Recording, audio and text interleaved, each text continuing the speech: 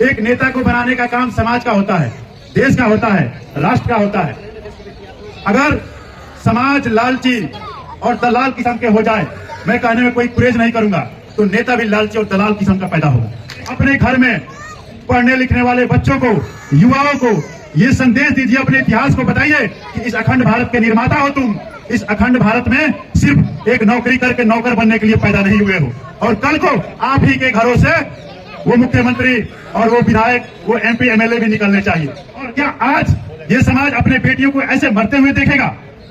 इस देश में एक एक बेटी सुरक्षित हो, कोई बोले या ना बोले, लेकिन माता सावित्रीबाई फुले के वंशज होने के नाते इस समाज के एक एक युवाओं का कर्तव्य है कि अपने पूर्वजों के दिए गए उस संविधान की रक्षा करे, और उस संविधान की रक्षा करने के लिए जान की भी कुर्बानी लगानी पड़े तो लगाने के लिए तैयार है। साथी, आज इतने शॉर्ट नोटिस पे समाज के तमाम जागरूक साथी जंतर मंतर पे समाज के दो प्रमुख समस्याओं के लेकर इकट्ठा हुए हैं और अपना आवाज बुलंद कर रहे हैं। साथियों, ये समाज राष्ट्र निर्माता समाज है।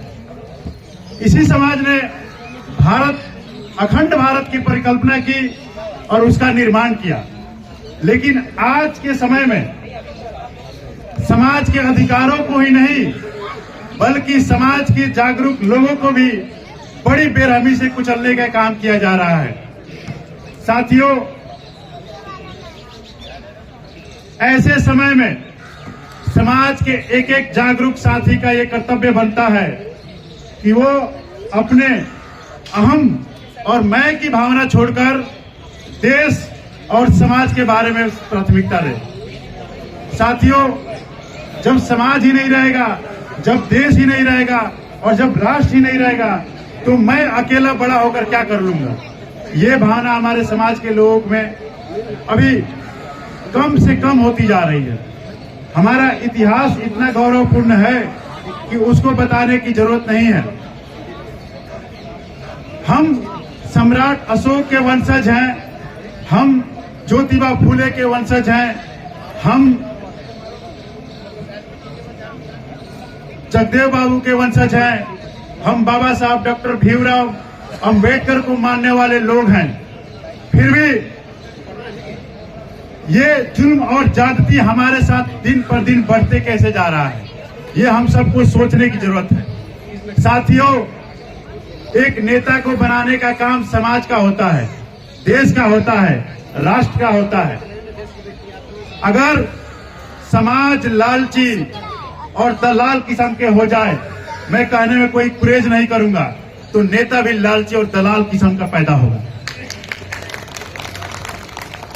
और ये कड़वा सच्चाई है हमारे समाज की कि हमारे समाज के जो भी नेता पैदा हुए हैं, जो कुर्सी पे जाके बैठ गए हैं, जो मलाई खा रहे हैं, अपने समाज के ऊपर हो रहे जुल्म और ज्यादती के खिलाफ बोलने की औकात नहीं है उनमें, क्योंकि आज अगर बोलेंगे तो कल कुर्सी चली जाएगी। अरे भाई, आप समाज के साथ खड़े हो, इतने बड़े तादाद में आपकी जनसंख्या होने के बावजूद भी आप सड़क पे नहीं आना चाहते, आप काम नहीं करना चाहते हैं, आपको उस एसी में बैठने का आदत हो गया है। तो मैं समाज से भी आह्वान करूंगा आज कि जहां तक भारतवर्ष के जिस कोने में भी जा रहा है, आप अपने घर में पढ़ने लिखने वाले बच्चों को, युवाओं को ये संदेश दीजिए, अपने इतिहास को बताइए कि इस अखंड भारत के निर्माता हो तुम। इस अखंड भारत में सिर्फ एक नौकरी करके नौकर बनने के लिए पैदा नहीं हुए हो, और कल को आप ही के घरों से वो मुख्यमंत्री और वो विधायक, वो एमपी एमएलए भी निकलने चाहिए।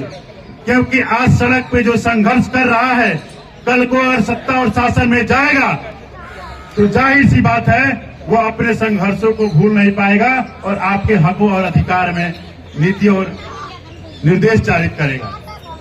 बनारस की घटना कितनी शर्म की बात है पूरे राष्ट्र के लिए कि एक बेटी जब घर से निकलती है तो कितने बाधाओं को लांघकर अपने घर से जाकर शहरों में पढ़ाई करने के लिए कितने रूढ़िवादी चीजों को छोड़ना पड़ता है। फिर भी कुछ भेड़िए किस्म के लोग आज भी बेटियों को आजाद देखने के लिए नहीं चाहते हैं और लगातार देश के हर एक कोने में बेटियों के साथ समस्याएं बढ़ती जा रही हैं।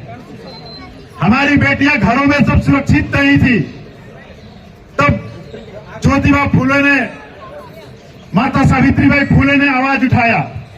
हम उस पूर्वजों के वंशज हैं और क्या आज ये समाज अपने बेटियों को ऐसे मरते हुए देखेगा? इस देश में एक एक बेटी सुरक्षित हो, कोई बोले या ना बोले, लेकिन माता सावित्रीबाई फूले के वंशज होने के नाते इस समाज के एक एक युवाओं का कर्तव्य है कि अपने पूर्वजों के दिए गए उस संविधान की रक्षा करें और उस संविधान की रक्षा करने के लिए जान की भी कुर्बानी लगानी पड़े तो लगाने के लिए तैयार है। साथियों, जुल्म के साए में लब खोलेगा कौन? अगर मैं भी चुप रहा तो बोलेगा कौन? ये समाज राष्ट्रीय निर्माता समाज है। समाज की संस्कृति को कैसे कुचला जा रहा है, हमारे कल्चर को कैसे बर्बाद किया जा रहा है, कैसे उसको अन्य लोग परिवर्तित करके और हमको संकुचित करते जा रहे हैं, इस बात पे भी सोचने की जरूरत है।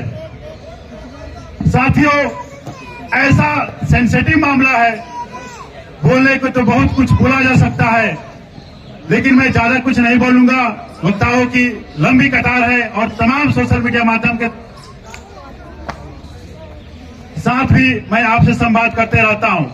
थोड़ा सा मैं बोलूंगा कि जब देश गुलाम था तो हमारे समाज से तमाम क्रांतिकारी वीर पैदा हुए। हमारे विचारधारा को मानने वाले लोग भगत सिंह, चंद्रशेखर आजाद, खुदीराम बोस, डॉक्टर बाबा साहब अम्बेडकर, वो सम्यक राष्ट्र की परिकल्पना कर इस देश को आजाद करवाए। उस सम्यक राष्ट्र का परिकल्पना आपके कुल और खानदान के पूर्वजों ने किया था। आज लड़ाई का तरीका बदल चुका है। आज हम संसद में बम फोड़ के अपने मांगों को सरकार के समक्ष नहीं रख सकते हैं। देश अब आजाद हो चुका है। अब उसके जगह पे आपको ऐसे लोग भेजने पड़ेंगे कि जिनकी आवाज ही गोली हो, जो आपके अधिकारों के लिए संसद और विधानसभा में आवाज को उठाएं और आपके साथ जब आपके ऊपर जुल्म और ज्यादती हो तो सड़कों पे संघर्ष भी करें। लड़ाई का तरीका बदल चुका है। सभी लोग अपने अनुसार, अपने सुविधाओं के अनुसार लड़ाई लड़ रहे हैं। ये लड़ाई सिर्फ आप ही नहीं लड़ रहे हैं, लड़ाई सत्ता की है और सत्ता मिलता है संख्या से। संख्या होता है वोट, और वो वोट की कीमत गांव में पालक रोपने वाला कोयरी का भी उतना ही है और सुप्रीम कोर्ट के वकालत करने वाले जजों के भी वोट की कीमत वही है। तो हमें यह बात सुनिश्चित करनी पड़ेगी कि एक एक वोट विचारधारा को मानने वाले लोगों को दिया जाए। कल को हमारे समाज के साथ अन्याय हो तो वो लोग बोलें और आवाज को बुलंद करें। साथियों,